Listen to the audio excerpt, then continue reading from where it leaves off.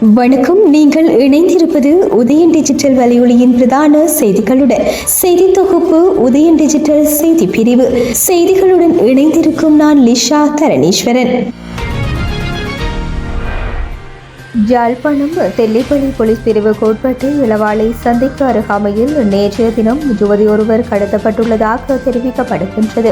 சம்பவம் குறித்து தெரிய வருகையில் யாழ்ப்பாணம் பண்டத்தரிப்பு பகுதியைச் சேர்ந்த 22 வயது யுவதிக்கும் பூனகரை கௌதாரிமுனை பகுதியைச் சேர்ந்த 22 வயது இளைஞனும் கடந்த 2 மாதங்களுக்கு முன்னர் திருமணம் செய்துள்ளதுடன் பெண் வீட்டாருக்கு பயந்து இருவரும் தலைமறைவாகி இருந்துள்ளனர். பின்னர் கடந்த சில தினங்களுக்கு முன்னர் இளவாலை போலீஸ் நிலையத்திற்கு சென்றனர். இதன்போது அங்கு வந்த பெண் வீட்டார் குறித்த யுவதியை பிரிப்பதற்கு முயற்சி செய்த போதும் இருவருக்கும் 18 வயது நிறைவடைந்தாலும் இருவரும் பிரிவதற்கு விருப்பம் தெரிவிக்காத நிலையில் அவர்களை பிரிக்க முடியாது என இளவாலை போலீசார் தெரிவித்தனர். பின்னர் பெண் வீட்டாரின் கட்டாயத்தின் பேரில் இந்த வழக்கு மல்லாகம் நீதிமன்றத்திற்கு கொண்டு செல்லப்பட்டது. வழக்கை விசாரித்த நீதிமன்றம் இருவருக்கும் திருமண வயது வந்துவிட்டதால் அவர்களை பிரிக்க முடியாது, அவர்களது விருப்பம் போல சேர்ந்து வாழலாம் என மல்லாகம் நீதிமன்றம் தீர்ப்பளித்தது. இவ்வாறான பின்னணியில் வழக்கு நிறைவடைந்து வரும் போது மாலை 4:37 மணியளவில் பெண்ணின் சகோதரன் உள்ளிட்ட சிலர் அடங்கிய குழுவினர் அந்த இளைஞனை தாக்கிவிட்டு யுவதியை வாகனத்தில் ஏற்றி கடத்தி சென்றனர். இந்த நிலையில் இது குறித்து தெல்லிப்பளை போலீஸ் நிலையத்தில் முறைப்பாடு பதிவு செய்யப்பட்டது. காயமடைந்த இளைஞன் தெல்லிப்பளை ஆதார மருத்துவமனையில் சிகிச்சைக்காக சேர்க்கப்பட்டுள்ளார். விசாரணைகளை மேற்கொண்ட தெல்லிப்பளை போலீசார் குறித்த இளைஞனை தேடும் நடவடிக்கைகளில் தீவிரமாக ஈடுபட்டு வருகின்றனர். யுவதியை கடத்தி செல்லும் காணொலியானது அந்த பகுதியில் காணப்படும் சிசிடிவி கேமராவில் பதிவாகி இருக்கும் என தெரிவிக்கப்படுகின்றது. வடக்கில் காணி அபகரிப்பு நோக்கத்திற்காக அரசு வெளியிட்ட வர்த்தமானியை உடன் ரத்து செய்ய தென்னாப்பிரிக்க அரசு அழுத்தம் கொடுக்க வேண்டும் என தமிழ் தேசிய மக்கள் முன்னணியின் தலைவரும் நாடாளுமன்ற உறுப்பினருமான கஜேந்திரகுமார் பொன்னம்பலம் இலங்கைக்கான தென்னாப்பிரிக்க தூதரிடம் கோரிக்கை விடுத்துள்ளார். தென்னாப்பிரிக்க தூதுவருக்கும் கஜேந்திரகுமார் எம்பிக்கும் இடையிலான சந்திப்பு இன்று காலை கொழும்பில் உள்ள தென்னாப்பிரிக்க தூதரகத்தில் நடைபெற்றது. இதன் பின்னர் ஊடகங்களுக்கு கருத்து தெரிவித்த நாடாளுமன்ற உறுப்பினர் கஜேந்திரகுமார் இன்று காலை கொழும்பில் உள்ள தென்னாப்பிரிக்க தூதுவரை சந்தித்தேன். அவருடனான சந்திப்பில் 3 விடயங்கள் தொடர்பில் பேசியிருந்தேன். இந்த சந்திப்பின் போது கடந்த 2025 மார்ச் மாதம் 28ஆம் தேதி வெளியிடப்பட்ட வடமாகாணத்தின் சுமார் 6000 ஏக்கர் காணிகளை அரசு காணியாக சுவீகரித்து திட்டமிட்ட சிங்கள பௌத்தமயமாக்கலை மேற்கொள்ளும் கபட முயற்சிக்கு எதிராக நாம் நமது ஆட்சேபனைகளை தெரிவித்திருந்தோம். 3 மாத காலத்தில் மக்கள் தமது காணிகளை உறுதிப்படுத்த வேண்டும் என்று அந்த அடிப்படையில் அரசு வெளியிட்ட குறித்த வர்த்தமானியை அரசு மீளப்பெற வேண்டும் எனவும் அதற்கான அழுத்தங்களை பிரயோகிக்க வேண்டும் எனவும் வலியுறுத்தினோம். வடகிழக்கு மக்கள் போர்க்காலத்தில் பல தடவைகள் இடம்பெயர வேண்டிய சூழல் ஏற்பட்டது.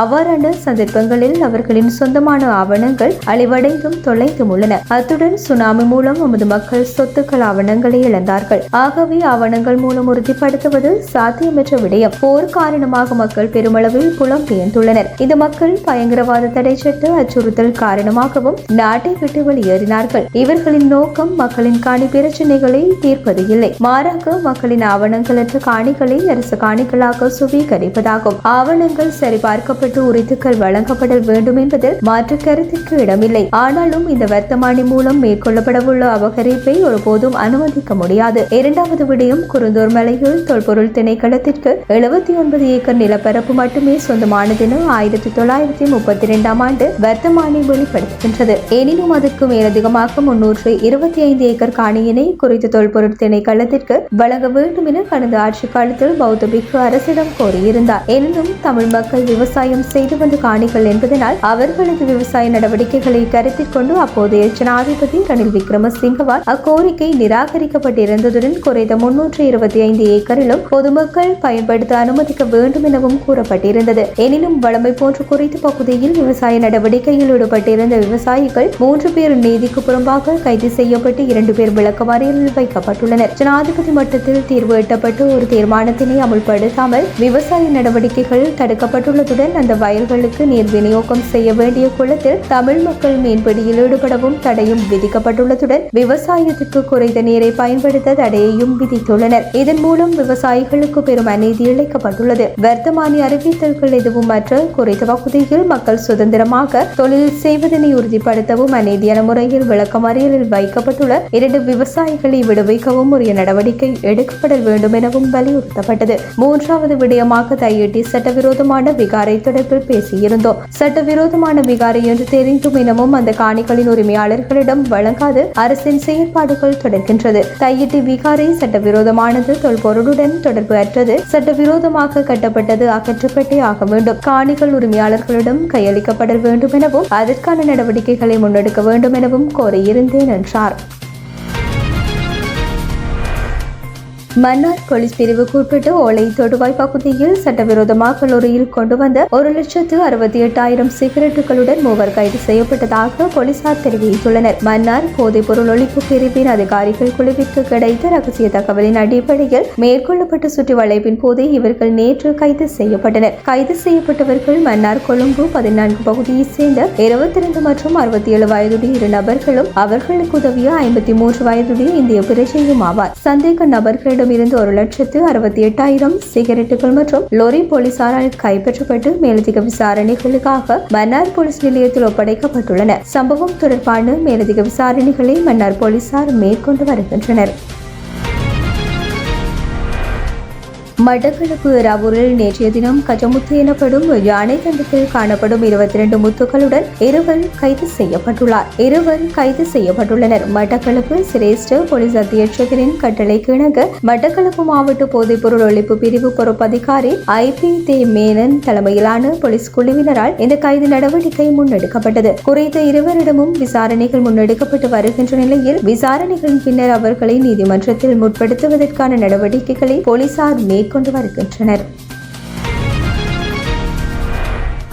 அரசாங்கத்தால் இறக்குமதி செய்யப்படும் ஒரு தொகை உப்பு இன்று நாட்டிற்கு கிடைக்கும் என வர்த்தகம், வணிகம் மற்றும் உணவு பாதுகாப்பு அமைச்சு தெரிவித்துள்ளது. அடுத்த வாரம் முதல் தட்டுப்பாடின்றி உப்பு விநியோகத்தை மேற்கொள்ள முடியும் என வர்த்தகம் மற்றும் உணவு பாதுகாப்பு பதில் அமைச்சர் RM ஜெயவர்தன தெரிவித்துள்ளார். இதேவேளை 30,000 மெட்ரிக் டன் உப்பு இறக்குமதி செய்யப்படுகின்றமை குறிப்பிடத்தக்கது. உள்ளூராட்சி மன்றங்களுக்கு தேர்ந்தெடுக்கப்பட்ட உறுப்பினர்கள் குறித்த விவரங்களை உடனடியாக வழங்குமாறு அனைத்து கட்சிகளையும் சுயேட்சை குழுக்களையும் தேர்தல் ஆணையம் கேட்டுக் கொண்டுள்ளது. தொடர்புடைய தகவல்கள் கிடைத்தவுடன் உள்ளூராட்சி மன்றங்களுக்கான உறுப்பினர்களின் பெயர்களை வர்த்தமானியில் வெளியிட நடவடிக்கை எடுக்கப்படும் என்று அதன் தலைவர் RML ரத்நாயக்க குறிப்பிட்டுள்ளார். இதேவேளை உள்ளூராட்சி தேர்தல்கள் தொடர்பான வருமானம் மற்றும் செலவு அறிக்கைகளை சமர்ப்பிக்காத அனைத்து வேட்பாளர்கள், அரசியல் கட்சிகள் மற்றும் சுயேட்சை குழுக்கள் 27ஆம் திகதிக்கு முன்னர் அந்த அறிக்கைகளை சமர்ப்பிக்க வேண்டும் என்றும் அவர் அறிவுறுத்தியுள்ளார். இலங்கை மின்சார சபையினால் முன்மொழியப்பட்ட 2025ஆம் ஆண்டின் 2ஆம் பாதைக்கான மின்சார கட்டண திருத்தம் தொடர்பான மாற்று பரிந்துரை குறித்து பொதுமக்களிடம் கருத்து கோரும் நடவடிக்கை நாளை முதல் ஆரம்பமாக உள்ளதாக இலங்கை பொது பயன்பாடுகள் ஆணைக்குழு தெரிவித்துள்ளது. அதன்படி ஜூன் 3ஆம் தேதி வரை அனைத்து மாகாணங்களையும் உள்ளடக்கிய வகையில் பொதுமக்களின் கருத்துக்கள் பெறப்படும் என்று பொது பயன்பாடுகள் ஆணைக்குழுவின் நிறுவன தொடர்பாடல் பிரிவின் பணிப்பாளர் ஜெயநாத் ஹேரத் தெரிவித்தார். இருப்பினும் சமீபத்தில் வெளியிடப்பட்ட அறிக்கையில் முன்மொழியப்பட்ட புதிய மின்சார கட்டண திருத்தத்திற்கு அமைவாக கட்டண அதிகரிப்பு காணப்பட்டாலும் இந்த ஆண்டின் தொடக்கத்தில் நடைமுறையில் இருந்த மின்சார கட்டணத்தை விட இது குறைவாக இருக்கும் என்று இலங்கை மின்சார சபை தெரிவித்துள்ளது. 2025ஆம் ஆண்டின் 2ஆம் பாதைக்கான மின்சார கட்டணங்களை திருத்துவது தொடர்பான முன்மொழிவை இலங்கை பொது பயன்பாட்டு ஆணைக்குழுவிடம் சமர்ப்பித்த பின்னர் வெளியிடப்பட்ட அறிக்கையில் இலங்கை மின்சார சபை இந்த விடயத்தை சுட்டிக்காட்டியுள்ளது. இலங்கை மின்சார சபையின் ஊடக பேச்சாளர் பொறியாளர் தம்மிக்க விமலரத்ன வெளியிட்டுள்ள அறிக்கையில் முன்மொழியப்பட்ட புதிய திருத்தத்தின்படி மின்சார கட்டணம் அதிகரிக்கும் என்றாலும் இந்த ஆண்டின் தொடக்கத்தில் இருந்த மின்சார கட்டணத்தை விட இது குறைவாக இருக்கும் என்று தெரிவிக்கப்பட்டுள்ளது. 2014 முதல் 2022க்கு இடைப்பட்ட காலகட்டத்தில் மின்சார உற்பத்தி, பரிமாற்றம் மற்றும் விநியோகத்திற்கான செலவுகள் அதிகரித்த போதிலும் மின்சார கட்டணங்களில் எந்த மாற்றமும் செய்யப்படவில்லை என்றும் அந்த காலகட்டத்தில் எரிபொருள் விலைகள், நிலக்கரி, உதிரி பாகங்கள் மற்றும் பராமரிப்பு செலவுகளும் தொடர்ந்து அதிகரித்துள்ளதாகவும் அந்த அறிக்கையில் மேலும் சுட்டிக்காட்டப்பட்டுள்ளது. இத்துடன் உதயம் டிஜிட்டல் வலையொலியின் இரவு நேர பிரதான செய்திகள் நிறைவடைகின்றன. தொடர்ந்தும் நாளை காலை நேர பிரதான செய்திகளுடன் இணைந்திருங்கள். வணக்கம்.